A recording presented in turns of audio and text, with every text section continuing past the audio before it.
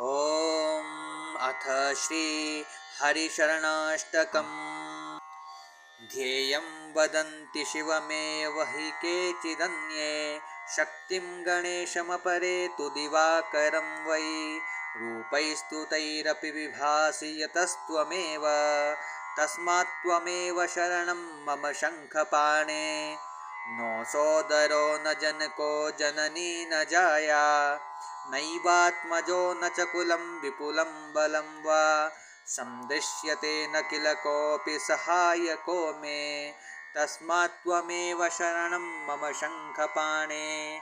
नोपासिता मदमपास्य मया महान्तस्तीर्थानि चास्तिकधिया न हि सेवितानि। नोपासिता मदमपास्य मया महान्तस्तीर्थानि चास्तिकधिया न हि सेवितानि। देवार्चनं च विधिवन्न कृतं कदापि, तस्मात् त्वमेव शरणं मम शङ्खपाणे। दुर्वासना मम सदा परिकर्षयन्ति, चित्तं शरीरमपि रोगगणा दहन्ति। सञ्जीवनं च परहस्तगतं सदैव, तस्मात् त्वमेव शरणं मम शङ्खपाणे।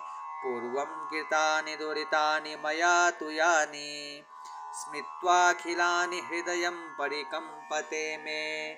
ख्याता च ते पतितपावनता तु यस्मात्, तस्मात् त्वमेव शरणं मम शङ्खपाणे। दुःखं जराजननं विविधाश्च रोगाः, काकस्वशूकरजनिर्निचये च पातः। ते विस्मृतेः फलमिदं विततं हि लोके, तस्मात् त्वमेव शरणं मम शङ्खपाणे। नीचोऽपि पापवलितोऽपि विनिन्दितोऽपि, ब्रूयात्तवाहमिति यस्तु किलैकवारं, तं यच्छसीश निजलोकमिति व्रतं ते। तस्मात् त्वमेव शरणं मम शङ्खपाणे।